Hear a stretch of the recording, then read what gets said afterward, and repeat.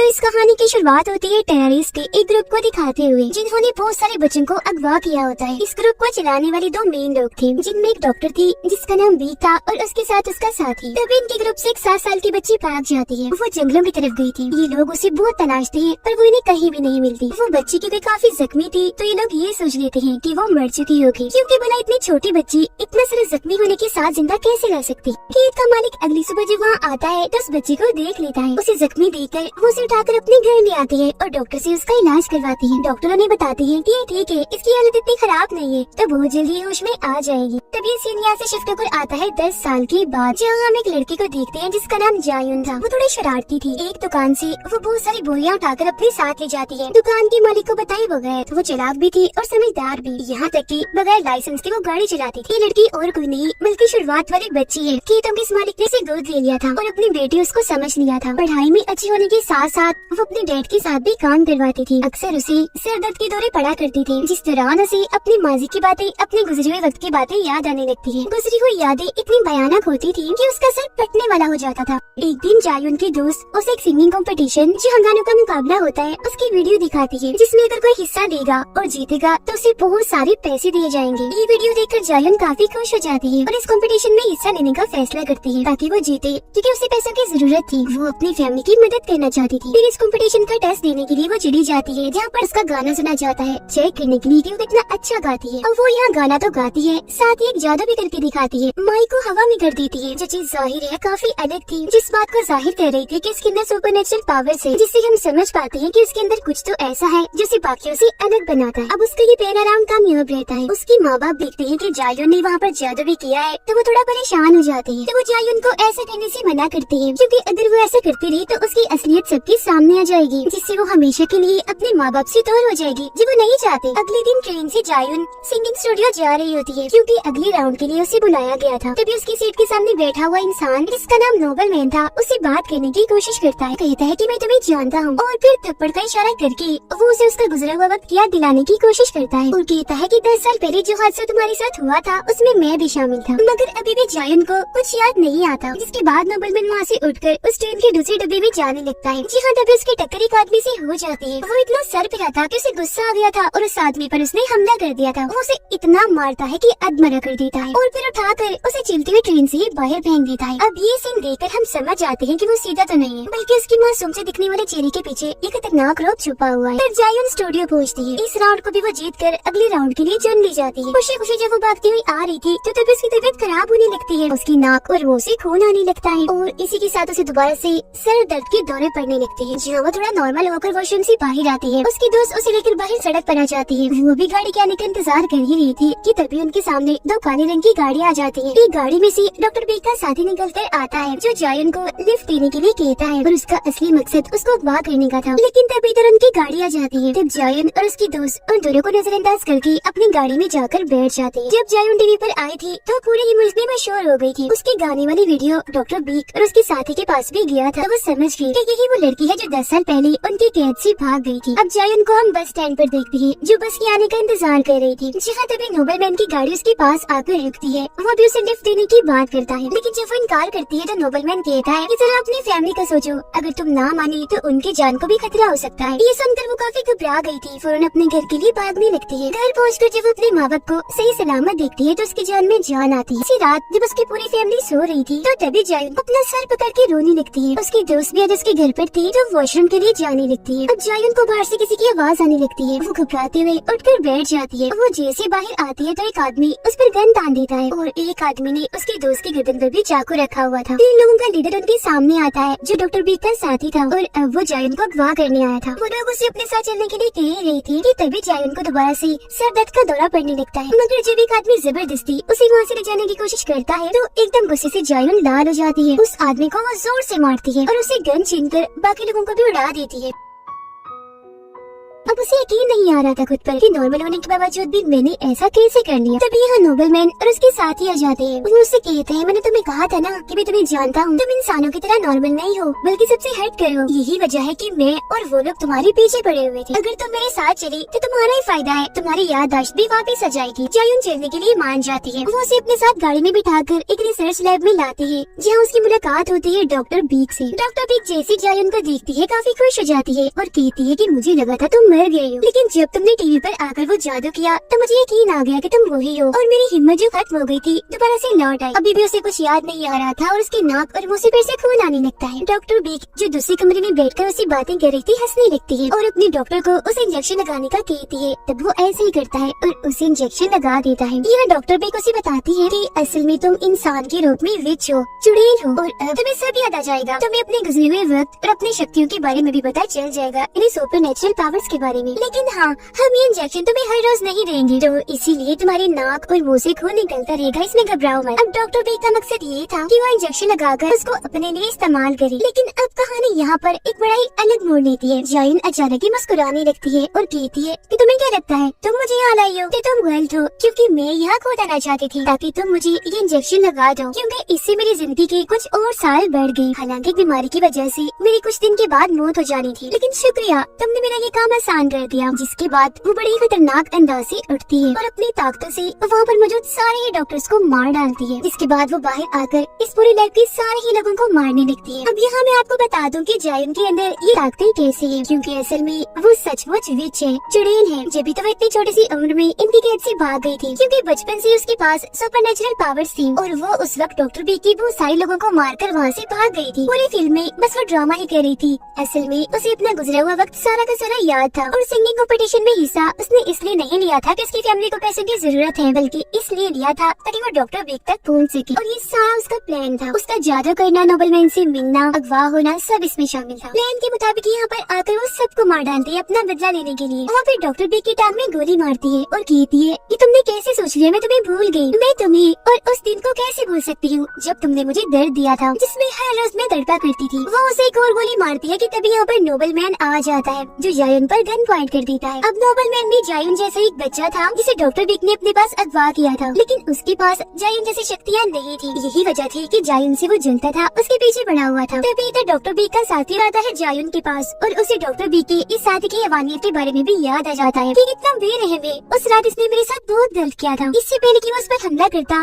जायुन उसे पकड़ लेती है और काफी बुरी तरह मारती है। वो उसके जिस्म को काफी मरोड़ती है, उसकी हड्डियाँ तोड़ देती है, जिससे आखिरकार उसकी मौत हो जाती है। अब सिर्फ दो लोग बचते हैं, जायुन और नोबलमैन, जहाँ इनकी भी काफी जबरदस्त किस्म की लड़ाई होती है। दोनों एक दूसरे पर भारी पड़ रहे थे, लेकिन बाद में आखिरकार जायुन उसे मार डालती है। मरते मरते वो नोबलमैन से हेडक्वार्टर मेन ऑफिस के बारे में पूछती है, जहाँ जाकर वो अपनी बीमारी का इलाज ढूंढ सकती है। जब वो उसे बता देता है तो जायुन उसे मार डालती है। फिर वो जाती है हॉस्पिटल अपने माँ बाप के पास, क्योंकि उसकी मदर की तबीयत काफी खराब थी। अब यहाँ जायुन के डैड उसे एक और सच्चाई बताते हैं कि उस दिन जब तुम मुझे जख्मी मिली थी तब मैं जान गया था कि तुम एक विच हो, क्योंकि तुम्हारे वहाँ आते ही फार्म के बहुत सारे जानवर मर गए थे। हालांकि मैं तुम्हें दूर भेजना चाहता था, पर तुम्हारी मॉम के कहने पर हमने तुम्हें रखा और अपने बच्चों की तरह पाला। ये कहकर वो दुखी हो जाती है। जायुन भी जज्बाती हो गई थी। फिर वो कहती है कि डैड, फिलहाल तो मैं यहाँ से जा रही हूँ, लेकिन हाँ, मैं आपसे वादा करती हूँ कि वापस आकर जरूर मिलूंगी। इसके बाद वो हेडक्वार्टर मेन ऑफिस पहुँच रही थी। जो इस जगह को चला रही थी वो डॉक्टर बी की हमशक्ल जुड़वा बहन थी। जायुन की तबाहियों से वो डरी हुई थी, तो इसीलिए वो उसे वैक्सीन दे ही देती है, जिससे जायुन की बीमारी ठीक हो जाएगी और वो मरने से भी बच जाएगी। अब यही एक और लड़की आती है, वो जायुन पर हमला करने लगती है, जिस पर वो उसे कहती है कि अगर तुमने मुझे हाथ भी लगाया तो मैं तुम्हारा सर उड़ा दूंगी। इसके बाद ये सीन यहाँ से शिफ्ट होकर आता है एक छोटी बच्ची पर, जो जायुन जैसी ही दिख रही थी और खून में लथपथ थी। वो एक अनजान जगह पे खड़ी हुई थी। यहीं पर हम बहुत सारे मरे हुए जानवरों को देखते हैं, जिन्हें और किसी ने नहीं बल्कि इसी बच्ची ने मारा था। तो ये हम समझ पाते हैं कि ये भी विच है और इसके पास भी सुपरनेचुरल पावर्स हैं। ये पहले इंसान ही थी, जिसके बाद पहले इसे म्यूटेंट बनाया, फिर इसमें कुछ तब्दीलियाँ करके विच बना दिया गया। इस बच्ची का सभी आर्क 1 के नाम से जानते हैं। यही आर्क 1 को अपनी मोम की आवाजें आने लगती है, जो कि उसे बुला रही थी। वो अभी वहाँ खड़ी ही थी कि तभी एक डॉग आकर अचानक से उस पर हमला कर देता है, जिसके बाद ये सीन यहाँ पर कट हो जाता है और हम कुछ वक्त पहले की कहानी देखते हैं, जहाँ हम एक बस में दो स्कूल की लड़कियों को देखते हैं। हेडफोन वाली लड़की अपनी दोस्त को कहती है कि मैं प्रेग्नेंट हूँ, यानी कि मैं माँ बनने वाली हूँ, पर हाँ तुम ये बात किसी को भी मत बताना, राज रखना। ड्राइवर एक अनजान सड़क पर गाड़ी को मोड़ लेता है। तभी कुछ मास्क पहने हुए लोग बस के अंदर घुस आए थे और उन्होंने हर तरफ जहरीली गैस फैला दी थी, जिससे उस प्रेग्नेंट लड़की समेत सारे ही लोग बेहोश हो जाते हैं। मास्क पहने लोग उस लड़की को उठाकर अपने साथ ले जाते हैं और जब उसे होश आती है तो वो खुद को डॉक्टर बी के सामने पाती है। यहाँ पर खबरों में इस लड़की की बस के बारे में बताया जा रहा था कि बस एक खाई में गिर गई है, जिस वजह से इसमें मौजूद सारे के सारे लोग मारे गए हैं। ये देखकर उस लड़की को काफी दुख होता है। वो फिर डॉक्टर बी से पूछती है कि आखिर मैं यहाँ पर क्यों हूँ और मैं माँ बनने वाली हूँ, तो प्लीज मुझे यहाँ से जाने दिया जाए। जिस उनका डॉक्टर बी कहती है कि हाँ मैं जानती हूँ तुम माँ बनने वाली हो, और वो भी एक नहीं दो बच्चों की, यानी जुड़वा बच्चों की, और उन बच्चों को हम अपने एक्सपेरिमेंट के लिए, तजुर्बे के लिए इस्तेमाल करेंगे ताकि उन जैसे और क्लोन्स डुप्लीकेट हम बना सके। जिस बात की उस लड़की को जरा भी समझ नहीं आती। जिसके बाद ये कहानी दोबारा से शिफ्ट होकर आती है प्रेजेंट टाइम में, मौजूदा वक्त में। यहाँ पर हम कुछ म्यूटेंट्स को देखते हैं जो काफी ताकतवर थी, क्योंकि उन्हें भी इंसानों से बदलकर म्यूटेंट्स बनाया गया था। ये सारे म्यूटेंट्स डॉक्टर बी के लैब में जाकर वहाँ पर सबको मार डालते हैं, क्योंकि यही उनका मिशन था। उनके जाने के बाद हम वहाँ एक लड़की को देखते हैं जो खून में लथपथ थी, लेकिन हैरत वो अभी भी जिंदा थी और आसानी से चल फिर भी पा रही थी। जैसे वो बाहर आती है उसके सर में जोर से दर्द होने लगता है। उसकी ताकतें इतनी ज्यादा बढ़ जाती है कि हम उसके आसपास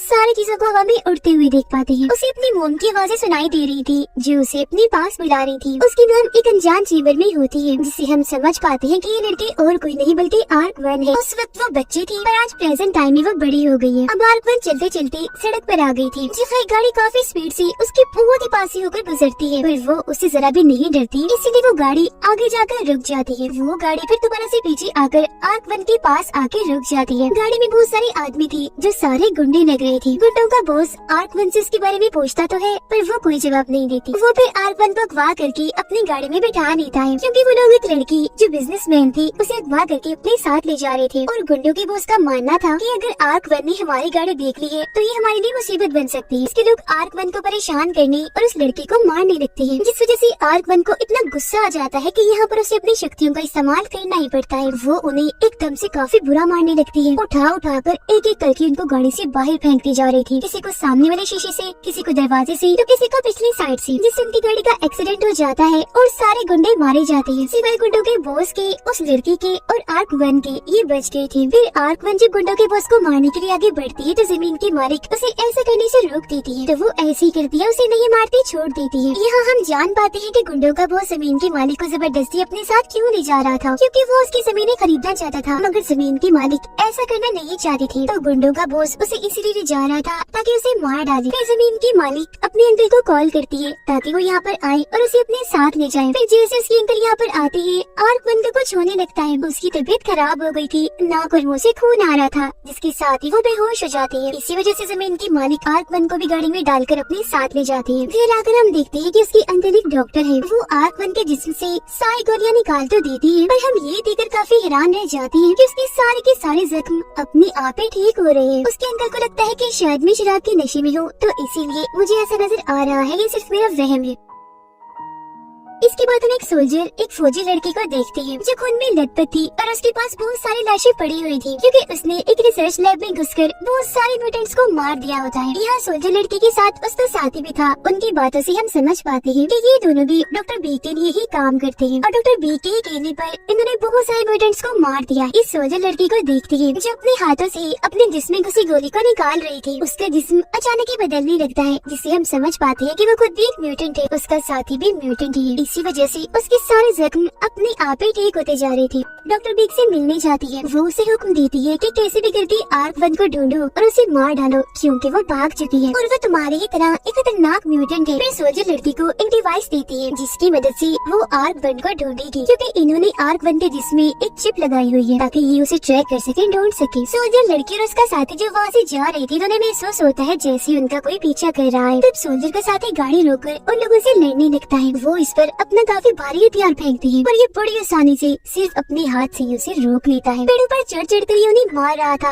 और पेड़ तो टूटते ही जा रही थी। वो फिर उनकी डिवाइस की मदद से ही उन्हें उठाकर काफी दूर मारता है। उन्हें खत्म करने के बाद सोल्जर लड़की अपने साथी को कहती है कि ये काम जरूर हमारे पुराने साथी म्यूटेंट्स के लीडर का है, जिसके लिए 10 साल पहले मैं काम करती थी। तो इसीलिए वो खुद अपने बॉस म्यूटेंट्स के लीडर से मिलने जाती है और उनकी बातों से हमें पता चलता है कि ये सोल्जर लड़की और कोई नहीं बल्कि जायुन है। वो म्यूटेंट्स के लीडर से कहती है कि अब तुम हमारा पीछा छोड़ दो, मैं यहाँ किसी और मकसद के लिए आई। जमीन की मालिक आर्कवन को अपने घर ले आती है, जहाँ उसकी मुलाकात उसके भाई से भी होती है। खाना खाने के बाद आर्कवन जब अपने कमरे में सोने के लिए जाती है तो अचानक से उसके सर में तेज दर्द होने लगता है। उसकी नाक और मुंह से खून आने लगा था। बाहर गुंडों का बॉस अपने साथियों के साथ एक बार फिर जमीन की मालिक को धमकाने के लिए आ गया था। वो यहाँ जमीन की मालिक और उसके भाई को खूब मारती है। ये चीज आर्कवन ने भी देख ली थी तो उसे बहुत गुस्सा आने लगता है। बाहर आके एक एक करके वो सबको अच्छा सबक सिखाती है। वो अपने बस एक मुक्के से उठाकर उनको दूर फेंकती जा रही थी। गाड़ी और इंसान दोनों उसके लिए बराबर थे। उसे कुछ पता नहीं चल रहा था कि मैं गाड़ी को उठाकर फेंक रही हूँ या किसी इंसान को, वो भी इतनी दूर। ये देखकर गुंडों का बॉस इतना डर जाता है कि वहाँ से भाग जाता है। फिर अगले दिन गुंडों के बॉस से मिलने के लिए म्यूटेंट्स का ग्रुप आता है, जो उसे आर्कवन के बारे में पूछते हैं। जिस पर वो कहते हैं कि ठीक है, मैं तुम्हें उसके बारे में बता तो दूंगा, पर तुम मुझे भी अपने जैसा बना दो, यानी कि म्यूटेंट। तो वो लोग उसकी बात मान जाते हैं। म्यूटेंट्स के लीडर उसे एक सीरम देती है खुद को लगाने के लिए, जिससे वो भी म्यूटेंट बन जाएगा। बदले में वो उन्हें आर्कवन के बारे में सब कुछ बता देता है। जमीन की मालिक अपने अंकल से मिलने के बाद घर जा ही रही थी कि तभी उससे मिलने जायुन और उसका साथी आते हैं। वो उसे बताते हैं कि तुमने जिस लड़की यानी आर्कवन को अपने घर में रखा हुआ है वो कोई इंसान नहीं है बल्कि एक म्यूटेंट है, एक विच है। वो जमीन के मालिक को धमकी देती है कि तुम उसे हमारे हवाले कर दो वरना हम तुम्हारे भाई को मार देंगे। अपने भाई की जान बचाने के लिए उसे मानना ही पड़ता है। अब प्लान के मुताबिक जायुन ने उससे कहा था कि रात होते ही अपने भाई को लेकर घर से निकल जाना, जिसके बाद हम तुम्हारे घर आएंगे और आर्कवन को पकड़ लेंगे। लेकिन जब जमीन की मालिक घर पहुंचती है तो अपना इरादा बदल लेती है। आर्कवन को वो वहाँ से जाने का इशारा करती है। तभी इधर गुंडों का बॉस आ जाता है, जो जमीन की मालिक को गोली मार देता है। उसका भाई आर्कवन को यहाँ से भागने का रास्ता दिखाकर खुद अपनी बहन को बचाने के लिए वापस चला जाता है। जमीन की मालिक ने जायुन की बात नहीं मानी थी, इसलिए उसे गुस्सा आ गया था और एक मिसाइल से जमीन की मालिक के घर को उड़ा देती है ताकि इस मिसाइल के हमले से आर्कवन मारी जाए। लेकिन वो तो पहले ही वहाँ से निकल चुकी थी। गुंडों का बॉस जैसे ही जमीन के मालिक के भाई को मारने वाला होता है कि तभी यहाँ पर जायुन और उसका साथी आकर उसे बचा लेते हैं। जायुन के आदमी से म्यूटेंट ग्रुप की लड़की लड़ने लगती है और उसे जान से मार डालती है, क्योंकि ये म्यूटेंट्स भी गुंडों के बॉस के साथ यहाँ पर आए थे। एक तरफ जायुन म्यूटेंट्स के बॉस से लड़ती है, जबकि उसका साथी बाकी म्यूटेंट्स को मार रहा था। पर म्यूटेंट्स का वो ग्रुप इन दोनों पर भारी पड़ रहा था। वो जायुन और उसके साथी को बहुत मारते हैं। वो काफी जख्मी हो गई थी, उनकी हालत से लग रहा था कि वो मर जाएंगे। आर्कवन जो कि मिसाइल से बेहोश हो गई थी, उसे होश आती है। वो वापस आती है। हम उसके सुपरनेचुरल पावर्स को देख पाते हैं, जबकि आसपास की सारी चीजें हवा में उड़ने लगी थी और एक एक झटके में वो 3 म्यूटेंट्स को बड़ी आसानी से मार गिराती है।